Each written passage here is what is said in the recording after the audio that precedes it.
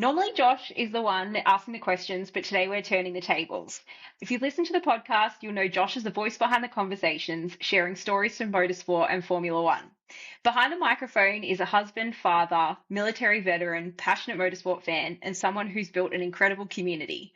So today we're taking a step away from the usual format and getting to know the person behind the second seat. Hey Josh, how you going?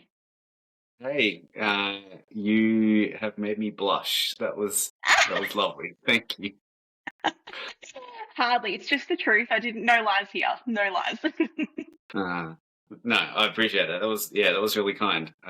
It's the first time I've heard all of that put together, actually. Um, There you go. yeah, it's really good, really nice, really good to hear. It's kind of cool. I guess we might just do a little bit of a how did we get to this place? I guess I said to you that I feel like you're always the one behind the microphone and you've never really shared your story in one whole place. Like I feel like across your page you share lots of, bits and pieces of your life, your history, current, past. And then I just feel like it would be great for everyone who listens to your podcast and sees everything that you do online to actually learn straight from you. So I'm really excited that we're able to do this. Yeah, yeah, me too. And I appreciate you reaching out to initiate all of this because I am generally someone that just doesn't take a lot of interest in myself. I don't think I have an interesting background or that I'm overly an interesting person. Um, yeah, so for me, this is a little bit out of my comfort zone, but that's where growth happens, and I'm happy to do it. So, yeah. Awesome. Well, thank you. Thanks for being brave and sharing because I'm sure there's a lot of us that want to hear it. So, I guess for those of us who don't know you, who are you outside, outside of the podcast, away from the microphone? Yeah, so you touched on most of it in the intro. So I am a dad. Got two boys that are 10 and 7. Been married to my beautiful wife Jodie now since 2014. So what, 12 years nearly. And then yeah, so we met through both our respective times in the military. Jodie has only recently left the army after nearly 20 years. I did 21 years between Navy and Army. I joined straight out of high school in 2004. Did 8.5 years with Navy. And my entire career has been as an officer. But the Navy time I was what they refer to now as a maritime warfare officer. So someone that takes control of the ship on the bridge. You're the eyes and the ears of the ship, and you need to know all the ins and outs of that platform. How it handles all the engineering side, the weapons systems, the communication systems. It's quite intricate. So you are expected to be a sailor and an engineer as a maritime warfare officer all in one without actually being qualified to do that unless you've done it in your own time as well. So really interesting job role, really difficult job role. There's a term we like to use in the military of people that basically eat their young. So yeah, really, really quite challenging. And I, coming in as a 17-year-old, it was eye-opening for myself, particularly with the background that I had. I thought I was going to be more prepared, a bit more mature and wise to the world, but I sort of found myself on the outer. But yeah, the MO side, intriguing, got to travel the world. I think my first posting, I joined a ship in Singapore and then sailed back down around the bottom of Australia, stopping in a couple of places and ending up in Sydney. But yeah, some incredible experiences there. And then same again when I changed to the Army in 2012. Deployed to Iraq during the conflict with ISIS, helping to train the Iraqi armed forces and deployed to the Philippines after Typhoon Haiyan in 2013. When I was the lead, I'd say communications planner, but the easiest way to think of it is like radio, satellite, and IT planner for that entire operation. Getting to work with the United States and the Philippines and China, Japan, the UK, and whatnot. And that was a similar experience in Iraq, where I was planning the training continuum for the Iraqi forces, but we were working with New Zealanders and the UK and the US and whatnot. So, I've had some really funky experiences. Of the two, I preferred my time in the Army. I just culturally, it fits better, or fit better with me. Navy is very cliquey, or I certainly found it to be very cliquey and very high school-like during my time with it, but that's not to say it's like that now. It might have changed. And then, so big part of my life, I've spent more time in the military than out of it up until this point. But largely these days, I'm now a medically retired stay-at-home dad, and enjoy that as much as I can with my two boys. So taking them to and from school and trying to keep myself fit and healthy, and supporting Jodie as she has now leapt from military life into post-service life, and excelling in her new career already, and going from there, and then just trying to enjoy the bits and pieces that we can do as a family. We had our first overseas trip and whatnot over the back end of last year, which was right as I started the second seat. So that was the 5th of December last year. I started that, literally 2 weeks before I deployed overseas. So, sorry, not deployed overseas. That's the old Army coming out of me again. But before we went on overseas holiday, and super intriguing to try and balance going overseas whilst figuring out how to do content planning and researching and all that sort of stuff. Because, for some people, if they're new to this space, the page itself actually just started out as like an on this day in Oceania, F1 and motorsport history type thing, and has, I think, significantly evolved since then. But that's always been my primary focus, is just bringing the page, the focus of the page to the fore. But and then outside of the wife and kids, you've mentioned the motorsport piece. I'm sure we'll cover that a bit more, but growing up here in Brisbane, avid rugby league player and then supporter until I was sort of in my mid-teens, and I made the somewhat unique switch from a Queensland perspective to playing Aussie rules, which I love. That's not allowed. I love it, and I still to this day probably prefer, not probably, I do prefer watching and playing Aussie rules over rugby league. Just the fitness aspect, and the multiple dimensions to it all, and my boys play and whatnot as well. But and then I love a bit of video gaming as well. I'm a bit of a video game nerd, largely racing, but I do really enjoy role-playing games. I'm a Final Fantasy VII nerd. For those that know that, I grew up with it, so huge into that space. And then I'm also a bit of a comic book nerd as well. And I'm not partial to DC or Marvel. For those that jump on either bandwagon, I enjoy both for what they bring to the storytelling sphere. So, I think that largely covers it. I can't actually think of anything else, and I feel like I've been talking for ages. So, So we've covered a lot already there, Josh, but I guess I want to go back a little bit to your time in the military, because like you said, you had more time in the military than out. What inspired you to first join?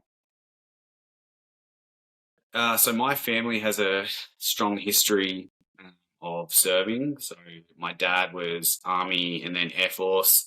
I have a cousin that did over 10 years with the Navy, who's a few years older than I am.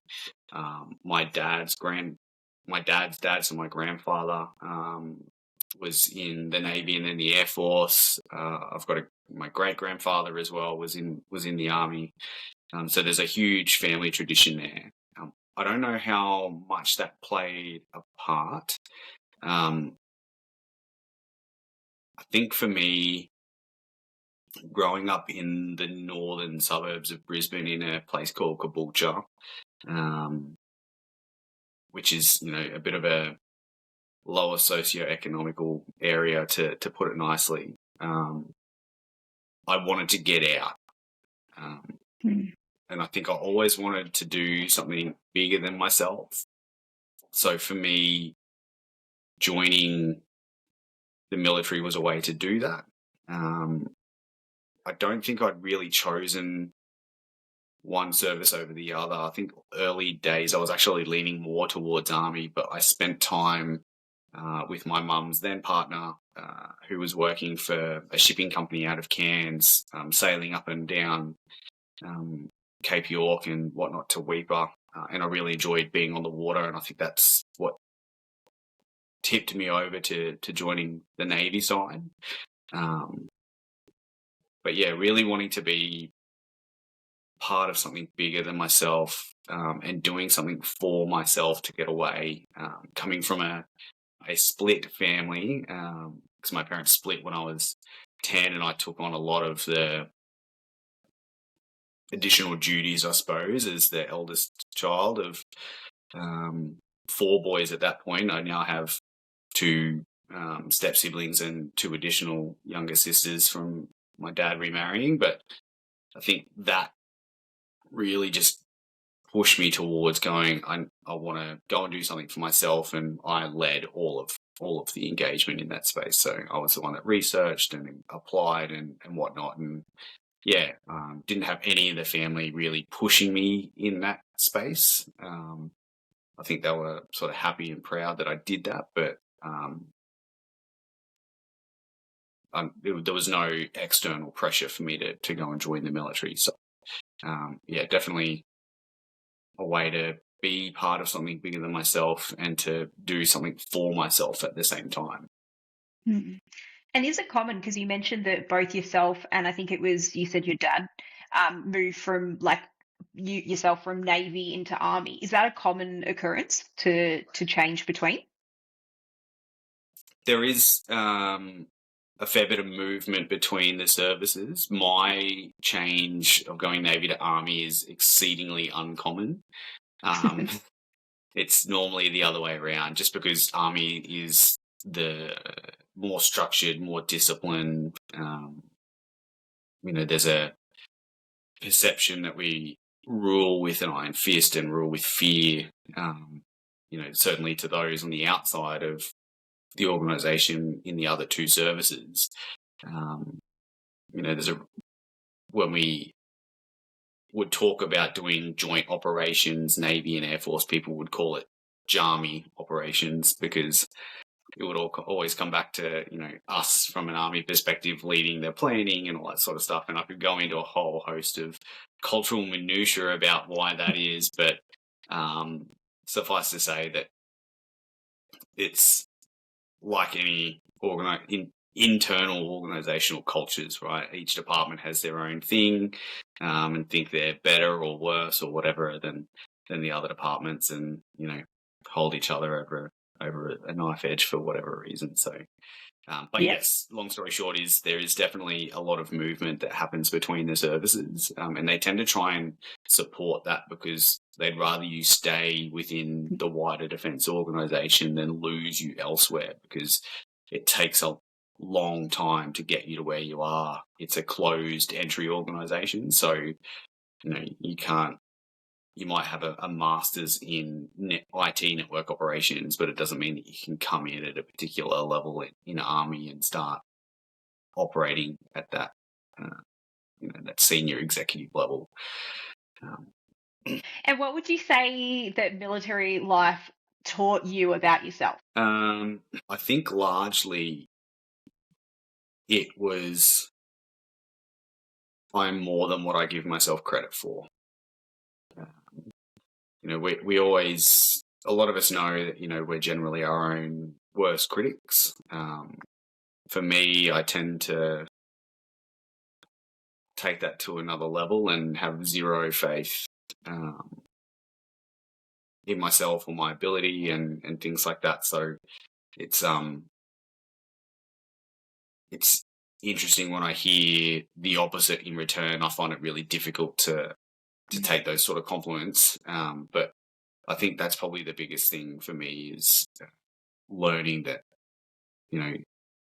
I am more than what I believe myself to be in a positive way. And it's still something I struggle with on a day-to-day basis, but the achievements that I had in probably my last 5 years really sort of stuck in that space, really validated that thought process, and the number of people that came and spoke to me when I went down to Melbourne for my farewell from the organisation was lovely. I was still in a really challenging point in my life at that stage, but it was really lovely to see, some pretty high-ranking people make a beeline for myself to come and talk to me and, share their own stories of interactions with me and, their understanding or their own perceptions of my reputation and things like that. So that was probably the biggest one. Yeah. And I mean, this is an assumption from my end, but I feel like some of the things that you've learned or that you've taken, like the knowledge from your time in the military, you've brought it across into your platform, like in the second seat. Like when you're doing videos about, certain, I think, quite technical aspects, you're able to explain them really well to someone that may not have that kind of knowledge. Like some of those Mm. skills that you've kind of taken out of that military career now into this space, like they're sort of transferable. Yeah, definitely. It's and that's something I've been working to try and understand better as well, both for my own sake, but also so that I can share that with the wider veteran community, but also the wider world as well. Because, like you said, that ability to translate technical in a simplified manner is a difficult thing to do, and I part of my previous role in the communications planning side required me to do that at a pretty high level with generals and whatnot, and it's always funny to try and have those conversations because sometimes they're just like, I don't care, make it work. It's like, well, physics says no is sometimes the response that has to come back.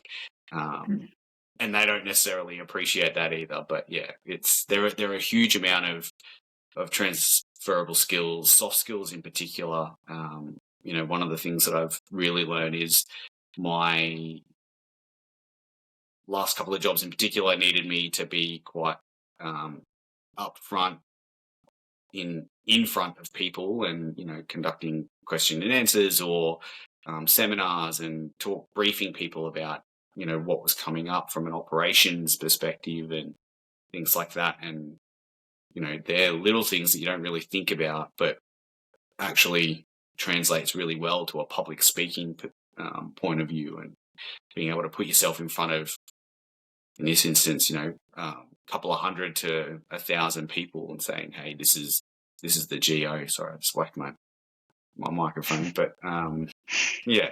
So there's a lot of transferable skills that I hadn't even considered until after I started doing this and started to break it down.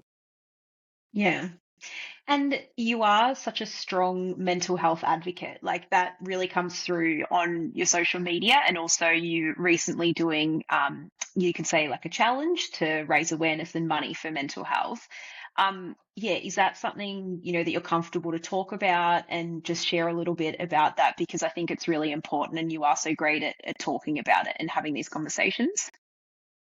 Yeah, definitely. It's actually the reason why I left the military. So basically got to a point over the last decade of my career where I was just operating at too high a tempo for too long, pushed my body and mind to the limit, and would have been cracks started to show probably 2022. And there was a point, I think, at the end of that year where my wife, Jodie, and Positive, we were hosting friends at that point in time, and I'd just taken myself into the living area, and she basically came out and knife handed me, which is where you're doing these sort of pointing at someone with your fingers and thumb pointing straight out, so it looks like a knife. Because if you point your finger, it kills fairies. But yeah, she came out and she basically said to me, you need to take a long, hard look at yourself because there's something wrong and you need to do something about it. And that hit a nerve. I acknowledged and accepted that, but still typical male, didn't do anything about it for probably another 6 months. And then, mid-23, reached out to an organisation called Open Arms, which provides free mental health support to veterans and their families, or immediate families, I should say. It used to be known as Veterans and Veterans Families Counselling, Vietnam Veterans Counselling Service or something along those lines, but it's now Open Arms. It has been, for a few years. Started the process with them. And I think as we unpicked a lot of those issues, pulled at different threads, I had to hit rock bottom in order to come back to the top, and that's pretty much what happened early 2024. Basically got to a point where I was having panic attacks in my car driving to work most days. I was effectively blacking out driving to work most days, not actually recognising that I was driving to work. There were days where the panic attacks would occur and I would very strongly fantasize about driving off the road into a number of the trees on the side of the road, even considering driving on the other side of the road head-on into cars and things like that. It was a pretty dark period for me, and there was one morning in particular where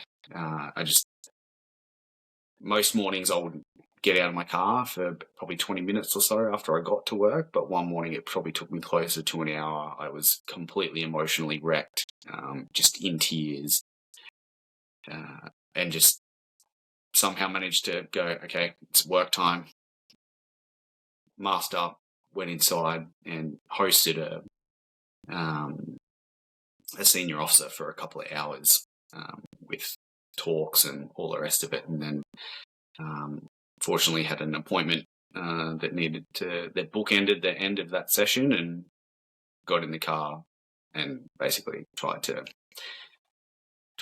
take the forever nap, so to speak, after that. And it was a shitty time, especially because Jodie was away field at the point in time, so I was sort of solo dadding, and everything just sort of came to a head at that point. It was okay, but I think for me,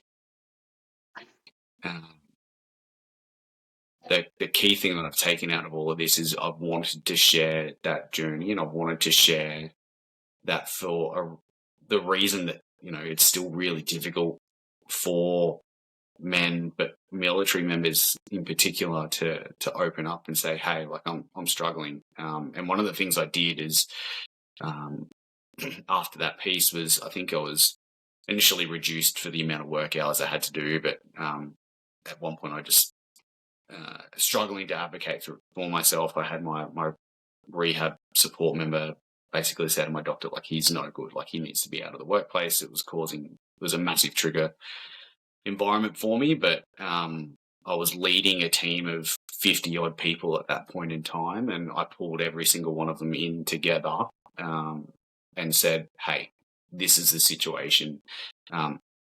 I'm actually now proceeding on medical leave and 99.9% sure I won't be back. So I was really upfront and honest with them, and it took a lot of them by surprise. But the resounding response was that it was received really positively, both from a leadership perspective, but for everyone else to sort of understand and go, hey, like if the boss can put his hand up and say, hey, I'm not okay. Like it's okay for me to do the same. And I've had some people after the fact, I've been out for nearly 18 months now. I've had people reach out afterwards and say, like, I really appreciated you doing that, because when it came time for me, I've put my hand up and said, this is no good too. So, yeah, but outside of talking about it, I've written articles as well, and shared them, and, talking about my battle with burnout, in particular. And there's this, some follow-up stuff that I've written that unfortunately wasn't published, but I've been looking at ways to get it published again. Well, not again, but for the first time, so to speak. So, yeah. And what would you say, like, if anyone is listening that, has struggled or is struggling themselves, and, it's just that first step of kind of thinking, like, what do I do? How do I get myself help? Like, what would you recommend? Yeah. So if you're not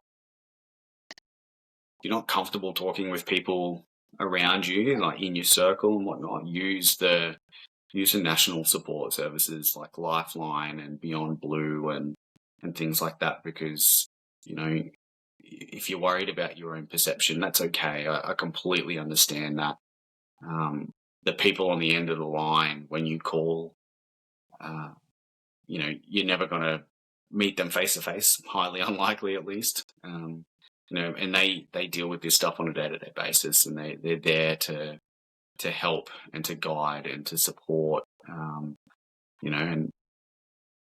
the final thing that I would add to that is just remember that there are always people that, from a family and friends perspective, that even if it doesn't feel like it, there are always people that care about you and love you, and would hate to see you having departed this world. And unfortunately for some of us,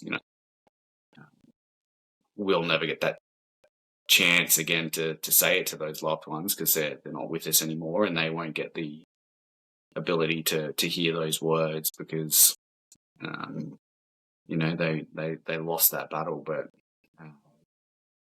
just it takes a lot of courage to ask for help. It starts with one phone call, and that can be to those services. So, heck, I don't even care if people DM me and want to start talking about it. I've had some random military guys reach out and say, hey, I found the article that you published about this, and found it really helpful. Can we meet up for a coffee and chat? Yeah. Don't be afraid. Yeah. And I think, even if it's just from a personal perspective, like I admire what you have been really upfront with, and I only know it from the second seat page. Like I don't know it from anywhere outside of that. So I can only imagine you've had, a big impact on people, even though, as you said earlier, you're not always the best at celebrating yourself, but I'm sure there's lots of us that think that as well. So thank you. Like, thanks for doing that, because it is something that not everyone is comfortable to talk about. So thank you for being that advocate. That is okay. I suppose switching up a little bit for now, if you're happy to, into the world of Formula One, I guess, and motorsport. Yeah. Where for you, like, I guess, where would you say it all began? Like, what was the moment where you became a fan of motorsport? Yeah. So, it's a bit of a tricky one. My relationship with motorsport has been tangential, tenuous, like really sort of on the fringes, a lot throughout my life, up until probably the last couple of years. My first real memory is watching things like Bathurst, from a Ford and Holden perspective here in Australia. Absolutely loved the V8 supercars as a kid. Unfortunately, didn't get the exposure to it as much as I think I would have liked. But on the Formula One side, the earliest memories I have is around Nigel Mansell and his time with Williams, and whatnot, and just no specific memory, so to speak, but the emotional response I feel when I think about that time says to me that it was definitely a bit of a catalyst for something that was going to happen later in life. And I bounced in and out of the F1 space a few times, largely for parochial reasons. The likes of Webber coming onto the scene with Minardi and whatnot in the early 2000s after his rise up, and then obviously Ricciardo again in the mid 2010s with Red Bull too. So and then just fortunate that when I started to get back into this space, I hadn't even heard of Oscar when I first started getting back into F1. But lovely coincidence that he's around, and definitely the go-to in that space. But I'm trying to start to branch out a little bit too. I think F1 will always be what I come back to, but I enjoy the supercars and I enjoy watching motorsport in general. I got into the 24 hours of Le Mans over the weekend past. Nürburgring as a circuit has always intrigued me, particularly from a production car testing perspective. I've always taken an interest in that side. So, Max racing on the Nordschleife itself was just another thing to sort of hook onto and really enjoy and go from there. So I think it's just something in my DNA that loves it. The strategy and the tactics around it, and there's a lot of similarities again between military operations and motorsport racing, not just the cars on track side, but all the operation around it. If we look at it from an F1 perspective, the logistics and operational planning to get the teams and their kit and the cars from place A to place B at the right time. It is very analogous to a military operation. And that's just the logistics and operations side. I could dive into the information technology piece as well and talk to some of that there. And it's actually a podcast episode that I wouldn't mind doing. And it'd probably have to be a series, but yeah, there's a lot of similarities, a lot of parallels. Yeah. And am I right in saying that this year was your first time at a Grand Prix? Yes. Yep. Yeah. So first time at a Grand Prix, obviously watched it a few times, but first time there, had an absolute blast. Really disappointed I didn't get to catch up with you face to face. But it's an incredible community, right? Like we've got some amazing people, certainly here in Australia, and I've met some incredible people from around the world via the page as well. And I think it's just indicative of the way forward, or the forward movement that has occurred in the motorsport fandom space over the last few years. You still have some of the old guard and the gatekeepers that are a bit douchey about it all, and you joined because of Drive to Survive. It's like, well, mate, who cares how someone found a love of the sport? Like, let them enjoy it. Like, no one, it doesn't matter. But yeah, so first time, already planning next year, taking the wife and the boys down with us this time as well. So yeah, really That was looking a forward question, to it. actually. Are the Yeah. family all into it? Yeah, the boys are really excited. I don't know about Jodie, maybe. I think she tolerates it, but and tolerates the absolute plethora of memorabilia that I've got around the place as well. What you see behind me is like cleaned out, so it's not so cluttered. But yeah, so like Grayson, our eldest, is a massive Pierre Gasly fan. Saved up his pocket money for just over 6 months so he could buy his first mini helmet. And our youngest Finn, who's 7, is a bit of a Max fan. He's is a bit funny with the overall thing. I think he likes the idea of being a fan rather than being a fan. So, and then Jodie's a Kimmy fan, but I think she's just on the bandwagon. Was she a Kimmy fan last year, or is it only this year? That's the big question. I actually don't know. I think it's only really this year that she's sort of started to take a relative interest. There was a little bit last year, but I think like getting to for me organising and then taking Jodie and the boys to a couple of the watch parties that have happened here in Brisbane has helped. Sort of the buy-in to the atmosphere and the enjoyment of actually watching a race and what have you. So we watched a couple of ones together last year, like Azerbaijan and what have you, but I don't think there was much of a buy-in from her side, which is understandable. That's fair. It's got a lot to do with the times, I think a lot of people's excuse is that it's at the wrong time of night for them to be watching if you're not a diehard fan in Australia. Yeah, definitely. Yeah. Well, I mean, I've got the entire calendar, so all of practice sessions and stuff like that synced to my phone, and I'll get up and watch them and whatnot. So, it can be rough weekend, particularly this time of year whilst we're going through Europe. Exactly. And so what inspired you to start the second seat? I think it was just wanting to have a creative outlet.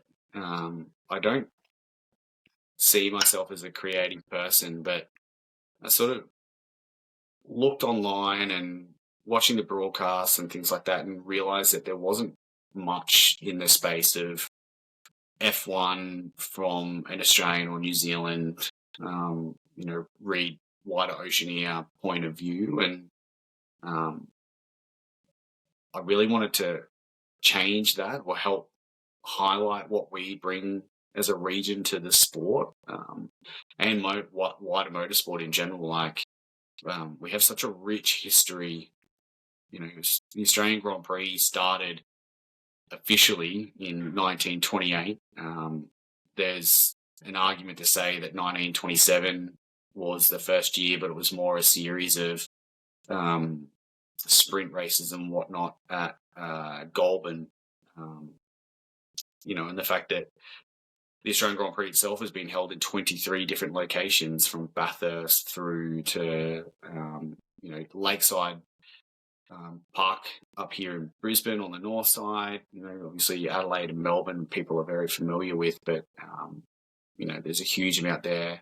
Unfortunately, New Zealand's never hosted a formal F1 Championship Grand Prix, but when we had the Tasman Series prior to 1950, which was effectively a regional F1 equivalent, there was a number of GPs that were hosted over there and whatnot between there and here. And, you had the likes of some top European drivers coming across. So, there's a lot here for us to be proud of. We talk about Australia and New Zealand as countries that punch above their weight in the sporting world, and Australia in particular. And motorsport is another classic example of that. Mm. And you do talk a lot about like pathways and opportunities into motorsport. Why is that important to you? I think just because it's so much more difficult for our junior athletes to achieve it. When I researched for the Junior Pathways episode earlier this year, one of the things that stood out for me was the sponsorship side being difficult, in terms of doing local racing. It's not too bad because the local businesses and companies and whatnot can see an easy return on investment for that sponsorship. But there's not a lot of Australian businesses that are also have a global reach. So for them, if you are wanting to go take that step from local karting or move from karting up into the AU4, which is Australia's F4 equivalent, or moving overseas into, say, the British or the Italian F4, it's going to be difficult to take that partnership with you, because unless they've got a presence over there or an ability to sort of take advantage of the marketing that you might bring, there's not a huge incentive for them from a business perspective. So it just adds to that cost even more so. And, you know, the likes of Oscar Piastri, for example, put, I think his dad, who owns HP Tuners, it's their family business, so to speak, but still spent $6 million of his own money to fund Oscar going up through the lower formula tiers. So until he got picked up by the Alpine Academy and started going from there. So it's extremely expensive. You know, we've even seen Esteban Ocon's come out recently and said if he tried to do it these days, he probably wouldn't make it because it's too expensive. So for me, the pathway is highlighting that is twofold. One is I think that athletes deserve it. The second side is hopefully encouraging some additional pathways to present themselves, whether that's through scholarships or businesses getting involved from a sponsorship perspective too. Yeah. And what do you hope like people take from the podcast or feel when they listen to the podcast, I guess? Like what's your hopes with that? Um, a sense of like pride, I suppose. So, and having learned something, pride in terms of going, hey, I didn't know that about my country, or my region, and that's a piece of information is actually really cool. Like knowing that, you know, we have helped shape and influence this sport for such a long time. And hopefully that builds a stronger emotional bond with the sport too. And then the education piece is, you know, probably the other bits and the other half to it, as I said before. So, you know, learning something about it is, I think, helps click in the back of your mind and go, hey, actually, I didn't know that. That's really cool. I can take that away and use it in pub trivia or something like that, you know, or even just helping them from an educational perspective understand the sport better. You know, we spoke a bit earlier about simplifying the complex and adding that to it. And, you know, if I can do that for people, you know, whether that's through videos or reels on Instagram or through, you know, discussing regulation pieces and things like that in the podcast. You know, I enjoy doing that, and hopefully people have found it beneficial. If not, please email me and tell me what you want to hear, so I can do that. Yeah. And I think for people who may only know you as part of the podcast, you do also work on some other great things as part of the second seed. So tell us about those, like the watch parties, the tipping competition. Yeah. So similar to my military time, I like being part of something bigger than myself, and I wanted to generate a bit of a community piece up here because I've not really seen it, unfortunately, from the Brisbane side. I know there's a couple of places that you can go and watch it, but it's, you know, similar to going to the pub and watching the footy. It's people are there mainly for the night out, not necessarily to get together as a group or a community and watch the game. So I wanted to do that for F1 and, you know, took some inspiration from some fellow um, creators in terms of the girls down in Sydney, the Racing Line Co, and then you know, the Beyond Circuit Experiences ladies down in Melbourne as well. So taking, you know, inspiration from them and starting it up here in Brisbane, and it's been, I think, relatively fruitful. Organising parties isn't my forte. I think for me, it's gone as far as organise the location and put out some tickets and said, hey, like, let's get together and go from there. And I'm a bit of an introvert at heart, so for me, you know, forcing myself around to try and introduce myself and say, hey, this is who I am and what I do, and thanks for being here. If you're here for the watch party, if not, thanks for coming anyway. Come and join us. So yeah, and then the tipping competition was just a bit of fun. I thought to myself, well, why not? Let's have a crack. And I spent a bit of time researching how to put it together and how I wanted to break it down. So hopefully it's simple enough. And that was the idea I had behind it, was I wanted it to be for people of all knowledge levels to be able to participate and go from there. So yeah, but I enjoy both of them. Yeah, it's all a bit of fun, and that's what the sport should be, is a bit of fun, and even having differing opinions, that's okay. Just it's all here for a bit of fun. So As a participant of the tipping competition, I will say you're very well organised, Josh. So for someone who says that's not always your thing, it's pretty impressive. You've got it down to a T, and you're always managing to, round us up if we haven't got our tips in. So you do well. it's okay. You are more than welcome. Uh, what's the pathological last minute Larry? I know, But and that's the weirdest it's part is okay. I'm not in my life. I'm not like that at all. But it's like the stress of having to make a decision. Just pick it and stick it. Like, I think this season in particular is good for first timers, because there is a level of unreliability or level of reliability issues that means that you could get lucky. So yeah, excuse me. Yeah. And so, what would you say surprised you most about the community you've built? Um, that's a hard one, because I don't think I came in. I didn't have any expectations.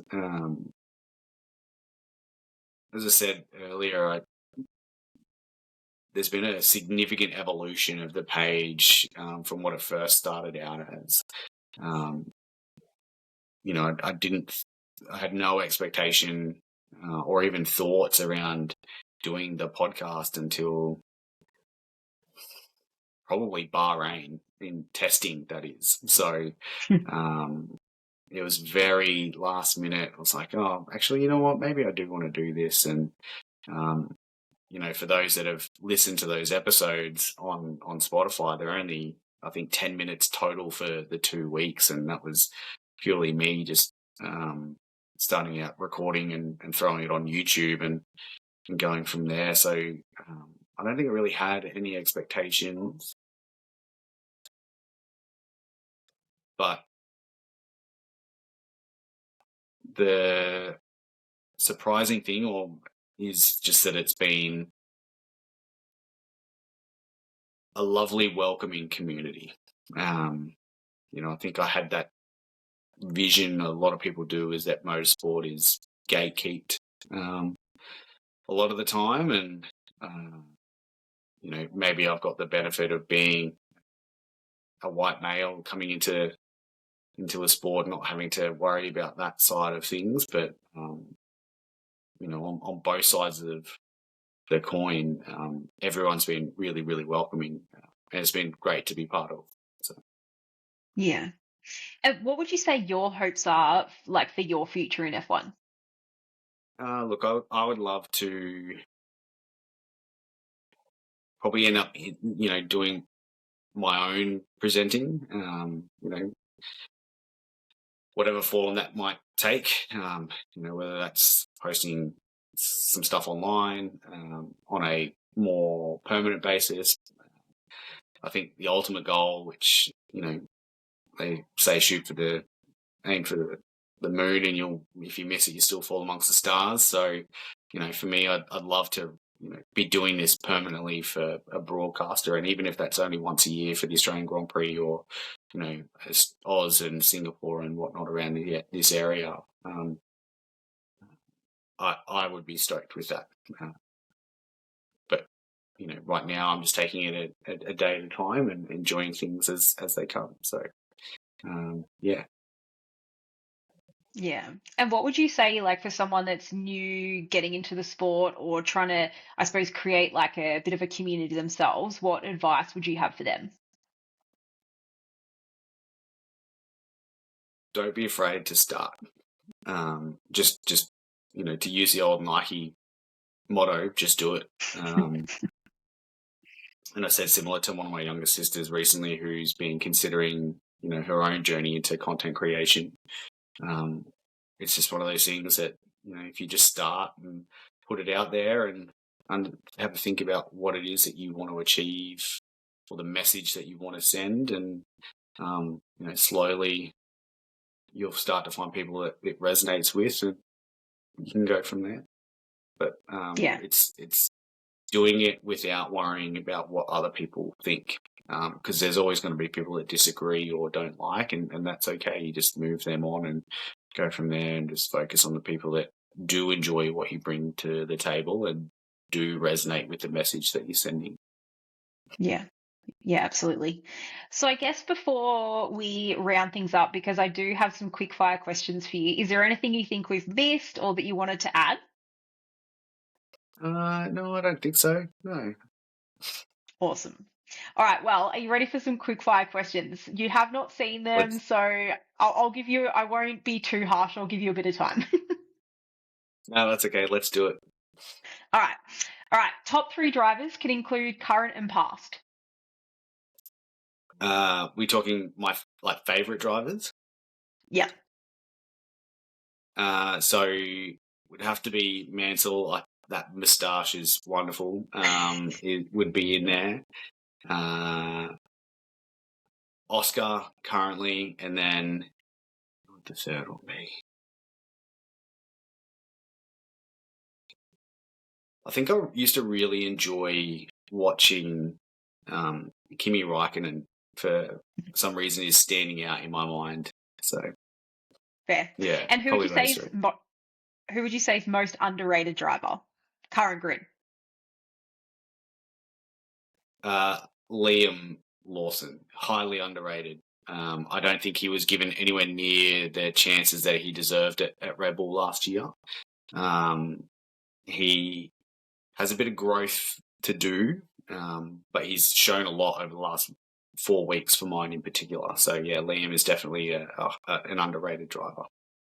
And I will just say, I loved listening to your episode about him and like his rise to like how he got to Formula One. So if anyone hasn't listened to that, highly recommend. That? Favorite track? Oh, Spa, without a doubt. I drive it religiously when I play on F125 on my PlayStation and whatnot. Like, yeah, love it to death.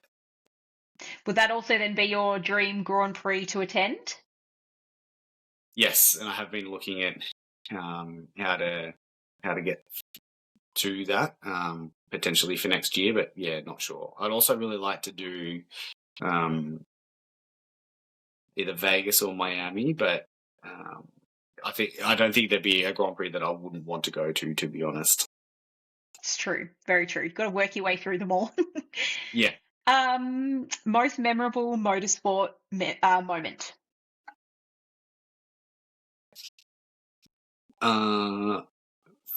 There's a couple.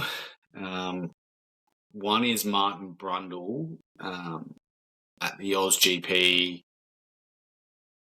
Lap 1 basically ends up launching the car over the top, and I can't remember what year it was. I think it's the early 90s or late 80s, but he runs back, and in the days when they had spare cars, he runs back to the pits and gets the spare car for the restart because they red flagged it, and he drives the spare car for the race.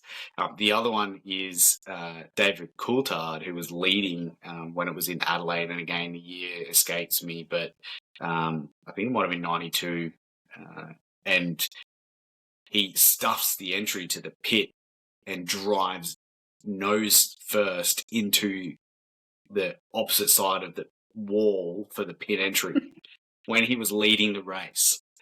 Oh no. Absolutely, just ruins it. So yeah, absolutely nuffied it. Nuffied it. Technical term. Sprint race weekend or not? I don't mind the sprint races. I know a lot of people don't like them. I think it just brings something different. I think we need to be careful about how many there are. But I don't mind. I don't mind the sprint race. I think that the challenge is for the teams are a good thing as well in terms of understanding the data that they get and all that sort of jazz. So I don't mind them. I'm not Okay. saying that I would, like, if they were to go, I wouldn't be upset, but I don't mind them being here. All right. Now, this could be controversial, but also, as always, a hot topic. Monaco, iconic or overrated? Both. Fair. Yeah. So I love Monaco for what it brings from a nostalgia and event perspective, because that's what it is for me now. It's an event. It's not really about the race. It's about the glitz and the glam and the luxury and the history of it all and what have you. And I think that's what it brings to the sport. How much the sport still needs that, I don't know, but you know, it just adds that air of exclusivity that Formula One has always had. It just really highlights that for mine. But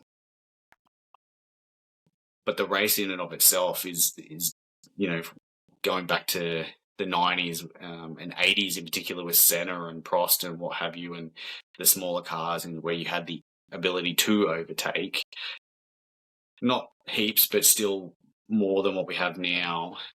Just showed, that it's just a beast in and of itself, and it's on my bucket list. I wanted to go there this year for my birthday, but yeah, didn't happen. That's okay. Another time. If you could have Yeah. dinner with 4 people from motorsport, who would it be? I would be completely parochial here and probably go Jack Brabham, Alan Jones, and then I would have to make Mark Webber, Daniel Ricciardo, and Oscar Piastri get into an octagon to fight out for the last 2 spots. Are they going to say you count them as they're like a team? You just got to bring them all in together. Yeah. Oscar can sit on Mark's lap or something like that. I don't know. I'll let you tell him that. Yeah. Driver you'd take with you on a road trip. Oh, Ricardo, every day of the week. Like, the guy is a human. Like, he's a walking comedian. He just, and just I think the not just the sense of humor, but like the calm that he brings and all the rest of it. I think, yeah, he definitely. Who else? Feel like I'm being There was very, only one. very No, it's correct. only one. You can only have one. You're done. And driver you trust to look after your kids. Not Kimi Antonelli. He's Is that after still the a child pie? himself.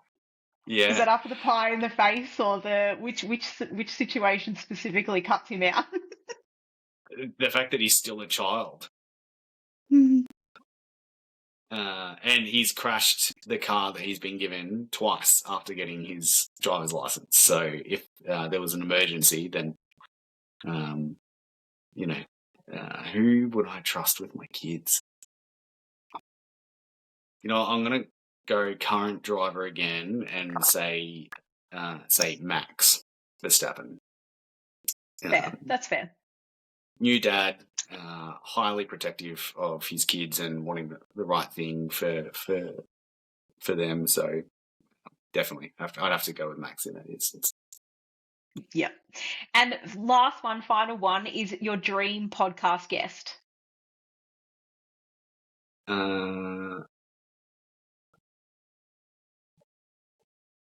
Look, I can't go against it. It'd have to be Oscar at the moment. If we were to revive anyone, I'd love to be able to sit down and pick the brains of someone like Jack Brabham. To understand what the sport was like back in the day, the 50s, 60s, where he was not just a driver, but he was engineering and he was doing mechanical work for the team and things like that as well. So, just to pick his mind and get an understanding of, the sport and the cars and all that sort of jazz. So, yeah. Yeah. Yeah, great choices. Well, I think we've come to the end, Josh, unless there's anything else you wanted to add, but thank you so much. It has been it's a real honor and loved hearing more about your journey to this point. No, I really appreciate you. I'm going to say pushing the point. It's the only phrase I can think of right now. Um, well, highlighting this opportunity, right? Like um, I don't tend to overtly talk about myself or what I'm doing unless somebody asks. He could get me talking all day because I love it. And so I appreciate you taking the time to host and allow me to share that passion with you and everybody listening, and hopefully they take something away from it, whether it's about the sport or myself. And if that resonates, that's wonderful. If not, that's okay. I appreciate people listening and going from there. So yeah, thank you so much. I really, really, really appreciate it. Anytime. Thanks heaps, Josh. No, take care.